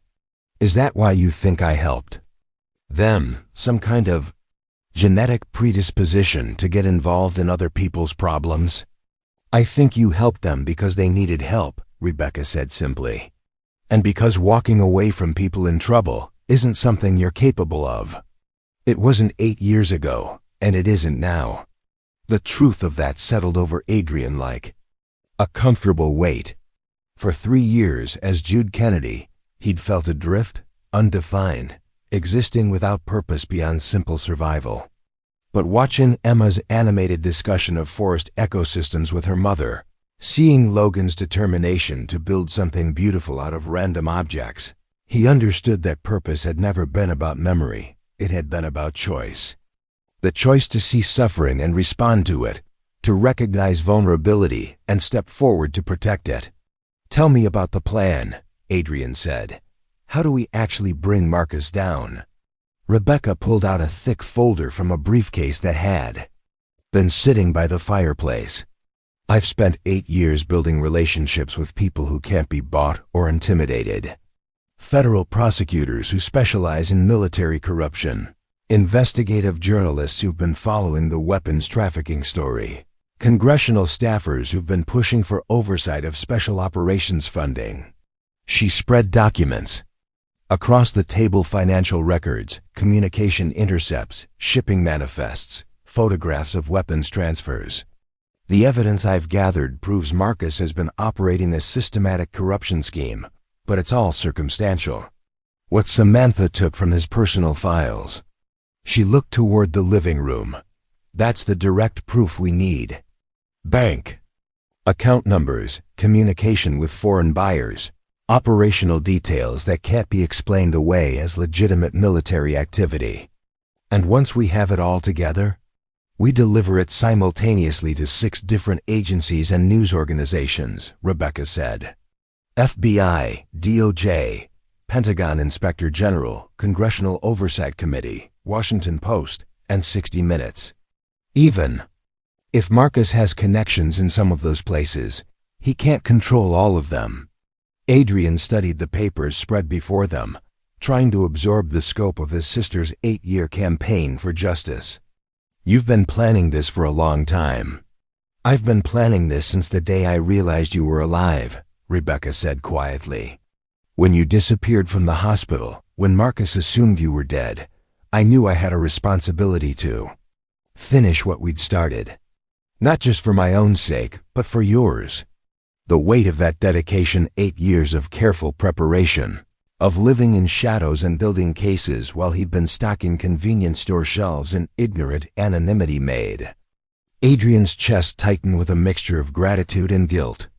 "I should have been there to help you," he said. "You were helping me," Rebecca replied. "Every day you stayed alive, every day you remained hidden, you were giving me time to build an unbreakable case. If Marcus had found you 5 years ago, 3 years ago, even 6 months ago, I wouldn't have been ready. Now ... she gestured to the documents. "Now I am."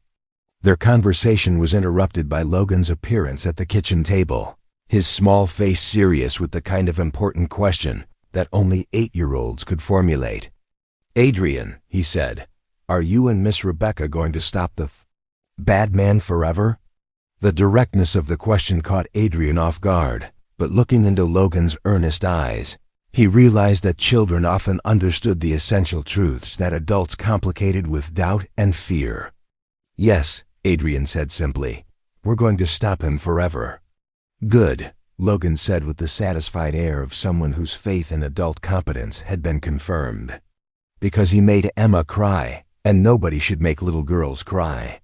The casual, moral clarity of the statement hit Adrian like a revelation. This was why he'd risked everything 8 years ago. Why he'd walked into Marcus's trap despite sensing danger.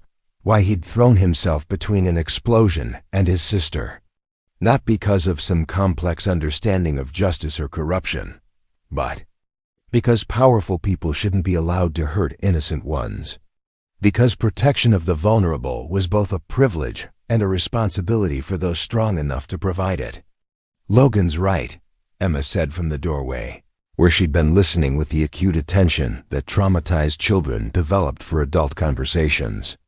"Bad people shouldn't be allowed to hurt families." Samantha appeared behind her daughter, and Adrian could see in her expression the same mixture of pride and heartbreak that came from watching children forced to grow up too quickly by circumstances beyond their control. "What do you think, Emma?" Adrian asked, crouching down to her eye level. "Should we make sure the bad man can't hurt anyone else's family?" Emma nodded gravely. "And then can we find a place where Logan and I can go to school and Mommy doesn't have to be scared all the time?"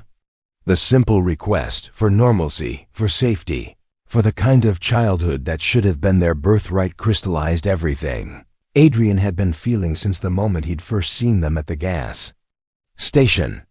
These children deserved better than a life spent running from their mother's courage and doing the right thing. "Yes," he said, making a promise that felt as fundamental as breathing. "We're going to find you that place." The rest of the day passed in careful preparation. Rebecca and Samantha worked together to organize the evidence that would destroy Marcus's operation, while Adrian found himself naturally falling into the role of protector and entertainer for the twins. He helped Logan build increasingly elaborate architectural projects and listened to Emma's detailed explanations of woodland ecology. But more importantly, he began to understand how healing worked. It wasn't about recovering lost memories or returning to some previous version of himself. It was about accepting that identity emerged from actions and choices, from the daily decision to be the kind of person who protected rather than harmed, who built rather than destroyed, who chose courage over safety when the situation demanded it. That evening, as they sat around the fireplace again, Logan fell asleep with his head on Adrian's shoulder while Emma curled up next to her mother. The domestic tranquility felt both fragile and profound, a family formed not by blood or legal ties, but by shared danger and mutual protection. "You know," Samantha said quietly, "when I first recognized you at the gas station, I wasn't sure you were really the same person Rebecca had described." You seemed so diminished, like you'd forgotten how to take up space in the world. Adrian considered that observation. Maybe I had. But watching you with the kids, seeing how you've stepped up to protect us, double quotes, she paused. I think amnesia might have actually given you something valuable. A chance to choose who you wanted to be, rather than just accepting who you'd always been. What do you mean? Rebecca told me stories about the man you were before, responsible, protective, always putting others first. But there was also a sadness to it, like you carried the weight of everyone else's problems without ever allowing yourself to be cared for. In return, Samantha looked at Emma, then back at Adrian. These past few days, I've seen you be protective and responsible, but I've also seen you accept help, trust other people's judgment, even let yourself be vulnerable around the kids. That's not just recovered memory, that's growth. The insight struck Adrian as profoundly true. The man who'd walked into Marcus's trap 8 years ago had been driven by duty and responsibility, but also by a kind of isolation that came from always being the one who saved others and never allowing himself to be saved in return. The man who'd emerged from their shared ordeal was still protective, still responsible, but also connected to others in ways that felt both stronger and more sustainable. Tomorrow, Rebecca said, interrupting his thoughts, we make contact with our people and begin the final phase. Once we transmit the evidence, there's no going back. Marcus will know we're alive, know what we have, and he'll throw everything he's got at stopping us. How long until it's over? Adrian asked. If everything goes according to plan? 72 hours from transmission to arrest warrants, Rebecca replied. But plans have a way of not surviving contact with reality. Adrian looked around the circle at his sister, who'd spent 8 years building toward this moment, at Samantha, who'd risked everything to do what was right, at Emma and Logan, sleeping peacefully for perhaps the first time in weeks. They'd come so far from that gas station encounter that felt like it had happened years ago instead of days. But the hardest part still lay ahead. Whatever happens, he said quietly, we face it together. No one else has to sacrifice everything alone. Rebecca smiled, and in that expression, Adrian saw not just his sister, but the woman who'd survived 8 years of exile and danger through sheer determination to see justice done. Together, she agreed, and for the first time since waking up in that Denver hospital, Adrian Blackwood felt truly ready for whatever came next. 72 hours. That's how long it took to dismantle an empire built on corruption, violence, and the arrogant belief that power could silence truth indefinitely. The process began at dawn on Tuesday, with Rebecca and Samantha working side by side at the lodge's kitchen table, uploading encrypted files to secure servers around the world. Adrian stood watch at the windows while Emma and Logan ate breakfast, both children seeming to understand instinctively that this was the day everything would change.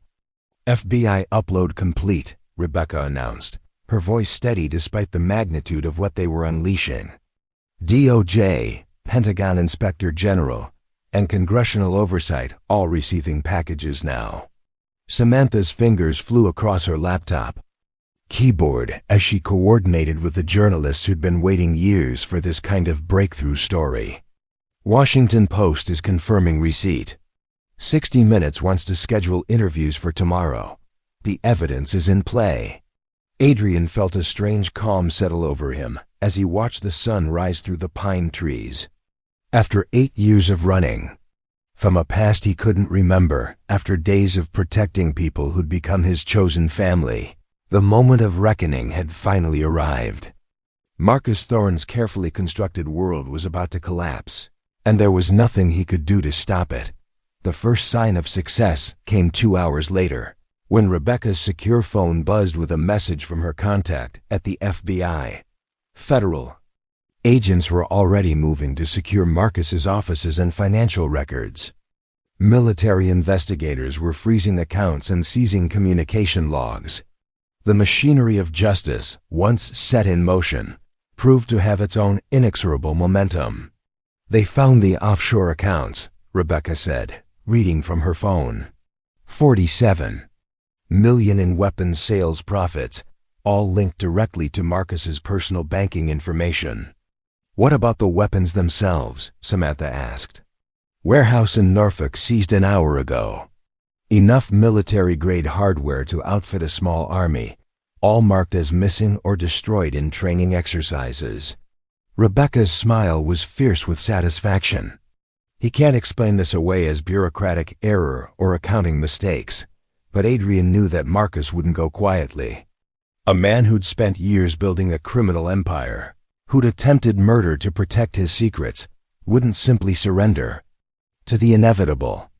The real test would come when Marcus realized his world was crumbling and decided what he was willing to do to take others down with him. The call came at noon. Adrian's prepaid cell phone rang with a number he didn't recognize, but when he answered, the voice was unmistakably familiar, the same cold authority that had filled the gas station 3 nights ago. Adrian Blackwood, Marcus Thorne said, and his tone suggested a man who'd moved beyond anger into something much more dangerous.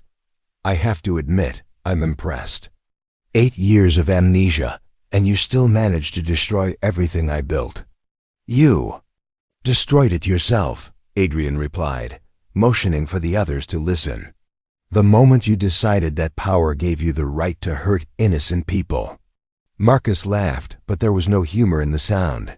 Innocent people. Is that what you think you are? Do you know how many soldiers died because of the weapons I sold to the wrong people? How many operations were compromised because I provided intelligence to the highest bidder? That's on you, not us, perhaps. But it's also in the past now. Isn't it? The question is what happens next. Marcus's tone shifted, becoming almost conversational. You see, Adrian, you've put me in an interesting position. I can accept my fate, spend the rest of my life in federal prison, and let you and your little family disappear into witness protection. Or I can ensure that you understand the true cost of heroism. I still have resources, Adrian. People who owe me favors, assets that aren't officially connected to my name. And I know exactly where you are. Adrian felt his blood turn to ice. You're bluffing, am I?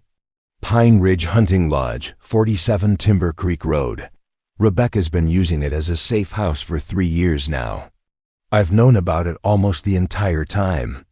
But I let her think she was hidden because it served my purposes to have her contained in one location. The casual revelation that their sanctuary had been compromised all along hit Adrian like a physical blow. He looked at Rebecca, saw the same realization dawning in her eyes. They'd walked into another trap. What do you want? Adrian asked. Simple. You have 1 hour to deliver yourselves to me. You, Rebecca, and the woman with the evidence. The children can stay. I'm not completely without mercy.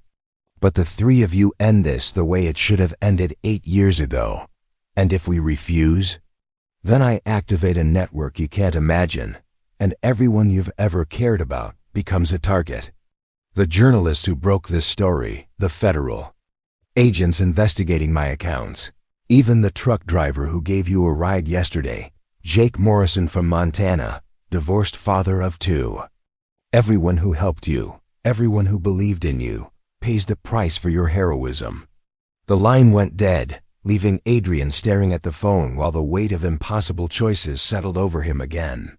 They'd won the war against Marcus's criminal empire, but he was offering them a Pyrrhic victory success, purchased with the blood of everyone who'd helped them achieve it. How long do we have? Rebecca asked, having heard enough of the conversation to understand their situation. An hour, Adrian replied. But we're not giving him what he wants. Adrian, Samantha started. No, he said firmly. 8 years ago, I made the mistake of trying to save you by confronting Marcus directly. I walked into his trap because I thought courage meant facing danger alone. He looked around the room, at Rebecca, at Samantha, at Emma and Logan watching from the couch with the alert tension of children who understood that the adults were afraid. But real courage isn't about individual heroism. It's about trusting other people to help carry the weight. Rebecca caught on first. The evidence is already out there. Even if Marcus kills all of us, he can't stop the investigation now. But he can hurt innocent people if we don't give him a target, Samantha pointed out. Then we give him a target, Adrian said. Just not the one he's expecting. The plan that emerged over the next 30 minutes was both simple and audacious. Instead of surrendering to Marcus or trying to run, they would turn his own tactics against him. Rebecca contacted her federal allies and provided Marcus's location. He'd been operating from a private estate in upstate New York that wasn't officially connected to his name. Samantha reached out to the journalists who were already working the story, giving them real-time access to Marcus's threats and demands. Most importantly, Adrian made a decision that felt like the culmination of everything he'd learned about himself since that night at the gas station. Emma Logan, he said, kneeling down beside the couch. I need you to be very brave for a little while longer. Your mom and Rebecca and I have to go take care of the bad man, but we're not going alone this time. Are you coming back? Emma asked, her small hand finding his. Yes, Adrian said without hesitation. I'm coming back because I have a promise to keep, remember? I promise to help you find a place where you can go to school and your mom doesn't have to be scared anymore. The final confrontation took place not in some dramatic showdown, but in the mundane setting of a federal courthouse parking garage. Marcus arrived alone, apparently believing that Adrian and the others would honor their agreement to surrender. Instead, he found himself surrounded by FBI agents, with news cameras rolling and federal prosecutors, reading charges that would ensure he never threatened anyone again. Adrian watched from a distance, as the man who'd stolen 8 years of his life, who'd terrorized his sister and threatened innocent children, was finally held accountable for his crimes. There was no satisfaction in the moment, no sense of revenge fulfilled. Just the quiet relief that comes when a long burden is finally set down. Is it really over? Samantha asked, holding Emma and Logan close as they watched the news coverage from the safety of a federal building. It's over, Rebecca confirmed. Marcus is looking at life in prison. His network is being dismantled, his accounts frozen, his weapons deals exposed. He'll never hurt anyone again. 6 months later, Adrian stood in the backyard of a small house in Portland, Oregon, watching Emma and Logan play on the swing set he'd installed the previous weekend. Samantha was inside, preparing for her first day at a new job, with a private security firm that specialized in protecting witnesses and vulnerable families. Rebecca lived nearby, working with federal prosecutors to ensure that Marcus's trial would result in maximum justice for his victims. The house wasn't large or luxurious, but it represented something that none of them had possessed in years. A normal life, built on the foundation of choosing to protect rather than harm, to build rather than destroy. Emma ran over to Adrian, her school backpack bouncing on her shoulders. Adrian, guess what we learned in science class today? What did you learn? That butterflies remember being caterpillars, even after they change. Completely, she said with the earnest excitement of a child sharing a profound discovery. Ms. Johnson says their memories get reorganized, but they don't lose who they really are. Adrian smiled, understanding that children often possessed wisdom that adults spent years trying to rediscover. That's pretty amazing. Amazing. Are you like a butterfly? Logan asked, joining them. Because you don't remember everything about being a caterpillar, but you're still the same person inside. The question caught Adrian off guard with its casual profundity. Looking at these children who'd grown confident and happy in their safety, at the home they'd all built together, at the life that had emerged from a simple decision to help strangers at a gas station, he realized that Logan was exactly right. Memory wasn't what made someone who they were. Character was. Choices were the decision, made again and again, to be the kind of person who protected the vulnerable, who faced danger to defend the innocent, who understood that true strength came not from standing alone but from building connections with others who shared. Your values. Yeah, Adrian said, ruffling Logan's hair. I think I am like a butterfly. That evening, as Adrian tucked the twins into their beds that would be in the same place tomorrow night and the night after that, Emma asked one final question. Adrian, are you going to stay with us forever? As long as you need me to, he replied, and probably longer than that. Good, she said sleepily, because families are supposed to stick together. Later, as Adrian sat on the front porch with Samantha and Rebecca, watching the sunset paint the Portland skyline in shades of gold and crimson, he reflected on the strange journey that had brought them all to this moment. A wounded Navy SEAL. Mother and her twins had stumbled into his gas station, and in helping them, he'd rediscovered not just his identity, but his purpose. You know, Samantha said, interrupting his thoughts, I've been thinking about that night at the gas station. About how different everything would have been if you just called the police instead of helping us yourself. How different. Adrian asked. Emma and Logan would probably be in foster care. I'd be in federal prison or dead. Rebecca would still be fighting Marcus alone. She paused. Sometimes one person's decision to help a stranger really does change everything. Adrian considered that observation as the stars began to appear in the darkening sky. I think maybe that's the point. We're all just strangers until someone decides to care about what happens to us. 6 months after that, the Adrian Blackwood Foundation opened its doors in downtown Portland. The organization provided resources and protection for military families fleeing domestic violence, witness protection support for those testifying against corruption, and educational scholarships for children who'd been traumatized by the very systems meant to protect them. Adrian served as director, but the real heart of the organization was the network of people who'd learned that helping strangers wasn't just moral obligation, it was the foundation of community, the bedrock of civilization. The daily choice to create a world where power protected rather than preyed upon the vulnerable. On the wall of Adrian's office hung a simple plaque with words that captured everything he'd learned about identity, memory, and the courage to become who you're meant to be. Sometimes the most important thing about who you are isn't what you remember about your past, but what you choose to do for someone else's future. And every morning, as Adrian arrived at work ready to help the next family in crisis, the next person running from danger, the next stranger who needed someone to care about their survival, he understood that the gas station encounter that had changed his life was just the beginning, because kindness, once unleashed into the world, has a way of multiplying far beyond what any single act of compassion could ever imagine.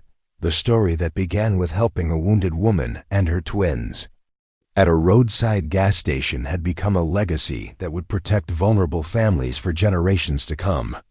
And somewhere in Portland, 2 children who'd once lived in fear now played safely in their backyard, secure in the knowledge that the adults around them understood the true meaning of family. Not the people you're born to, but the people who choose to stay when staying means sharing both the burdens and the joys of building something beautiful together. In the end, Adrian Blackwood had discovered that home wasn't a place you remembered, it was a place you created. One act of kindness at a time. Up next, you've got 2 more standout stories right on your screen. If this one hit the mark, you won't want to pass these up. Just click and check them out. And don't forget to subscribe and turn on the notification bell so you don't miss any upload from us.